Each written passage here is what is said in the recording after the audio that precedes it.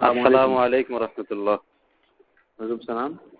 কষ্টই দিচ্ছি কিনা বারবার ফোন দিয়ে, একটু কোন বিষয়? একটু 2-4 মিনিট কথা বলবো হযরতের সাথে। ধর্মীয় বিষয়ে ওই এনটিভিতে আপনার বিভিন্ন আলোচনা শুনি আর কি, আমাদের বিভিন্ন মুসল্লিরাও শুনে।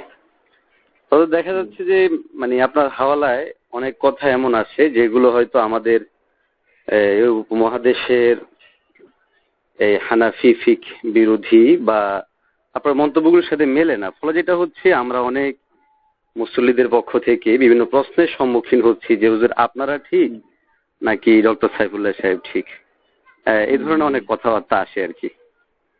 এখন প্রশ্ন হচ্ছে হযরত, এই যে বিষয়গুলো আপনি নিজেও জানেন যে অনলাইনে যে কথাগুলো আপনি বলছেন সেগুলো যারা শ্রোতা এরা হয়তো বা এটার সাথে ওইভাবে পরিচিত না, আপনি যেভাবে করছেন। এখন এক্ষেত্রে আমরা কি করব? আমরা তো এখন যথেষ্ট বিভ্রান্তিতে আছি, এখন আমরা কি করব? মানে আপনারা মানে কি করবেন না, আপনারা বলবেন মানে যেগুলো হাদিসে সাপোর্ট রয়েছে সেগুলো বলবেন হাদিসে আছে, ভিন্ন মত রয়েছে, আমরা ভিন্ন মত পোষণ করি, সহজ করে। তাহলে আপনার আর মানে এ নিয়ে মানে হেডেক নেওয়ার কোনো দরকার নেই। মানে এগুলো ভিন্ন মত রয়েছে, মানে আমরা ভিন্ন মতটা পোষণ করে থাকি। আপনি চেষ্টা করবেন মানে তাদেরকে ধারণাটা দেওয়ার জন্য। জি না হযরত, এক্ষেত্রে হয়তো আপনি আমার চেয়ে অনেক ভালো জানেন যে আমাদের দেশের মানুষ বেশ আবেগপ্রবণ। দেখা যাচ্ছে যে আপনি আজকে মিডিয়ায় কথা বলছেন আর আমরা কথা বলছি মসজিদের মিম্বরে বসে, তো ওরা ভাবে যে যিনি মিডিয়ায় বলছেন অবশ্যই সেটা অনেক গুরুত্ব রাখে এবং সেটাই হয়তো হবে।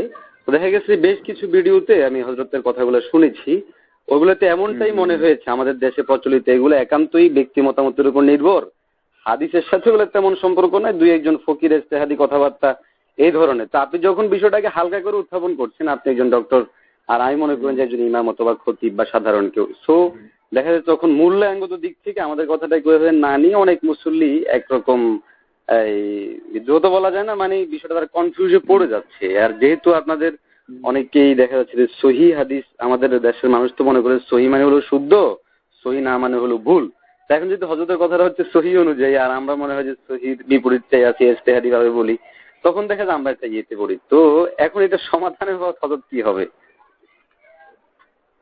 সমাধান তো আমি বলে দিলাম, আমি খুব সহজভাবে জিনিসটা আপনাকে বললাম যে আপনি যখন কেউ আপনাকে এই বিষয়ে প্রশ্ন করবে আমি খুব সহজে এটা সমাধান করে দিতে পারবেন। সেটা হচ্ছে বলবেন যে ভাই এই মাসালাগুলোর মধ্যে কিছু দ্বিমত আছে, উনি হয়তো সহি হাদিসের আলোকে ওনার মানে অভিমত দিয়েছেন, কিন্তু আমরা এই ক্ষেত্রে এই অভিমত দিয়ে থাকি, আমরা যেহেতু একটা ইচ্ছাকে ফলো করে থাকি। হয়তো এখন বোঝা যাচ্ছে যে ওরা বলে যেহেতু উনি সহি হাদিসের আলোকে বলতেছে তাহলে আপনারা উনারটাই মানেন।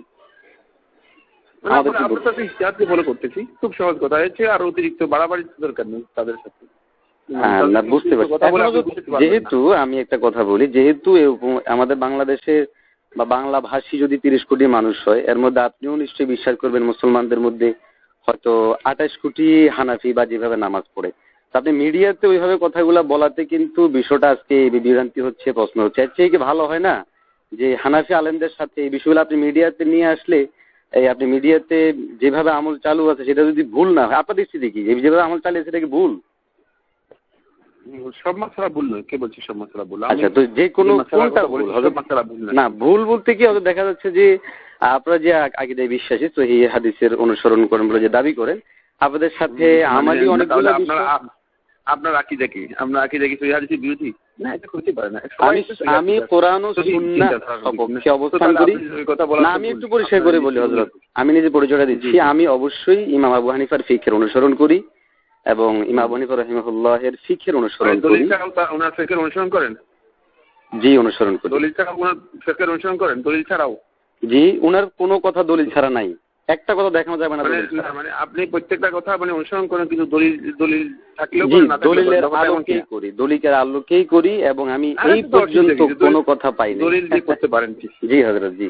আচ্ছা, এখন আমি যেটা যাচ্ছি হযরত, সেটা হলো মনে করেন যেহেতু টেলিভিশন চ্যানেলগুলো হচ্ছে একেবারেই পাবলিক পেজে সাধারণদের কাছে দেওয়া একটা বিষয়, সেই বিষয়গুলো আপনি যদি কোনো আলেমের সাথে বসে সমাধান করেন সেটা কেমন হয়? কার সাথে বসার, আমি তো আলেমের সাথে বসার বিষয় না এটা। না মানে হয়তো আপনি আমি বলছি কি ইখতিলাফের সাথে দ্বিমত পোষণ করছি না, সে ইখতিলাফ করতে পারে, আপনি ইখতিলাফ করতে পারেন না, কিন্তু টেলিভিশনে বললে তো মানুষ বিভ্রান্ত হচ্ছে, সেটা না করে আপনি আলেমদের সাথে বসেন। না, আমার বসার দরকার নেই আমার, কারণ আমি ইখতিলাফি বিষয় কোরআন এবং হাদিসের বক্তব্য দিচ্ছি। কিন্তু আপনার এই বক্তব্যটার কারণে 26 কোটি মানুষ বিভ্রান্ত হচ্ছে, এটা আপনার বোঝা উচিত। না, কেউ বিভ্রান্ত হচ্ছে আমি জানি না, আপনি বিভ্রান্ত হচ্ছেন, আপনি এই কথা বলছেন, ভুল বলছেন। বহু মানুষ বলবে, হয়তো বহু মানুষ বলবে, আপনি বসা উচিত।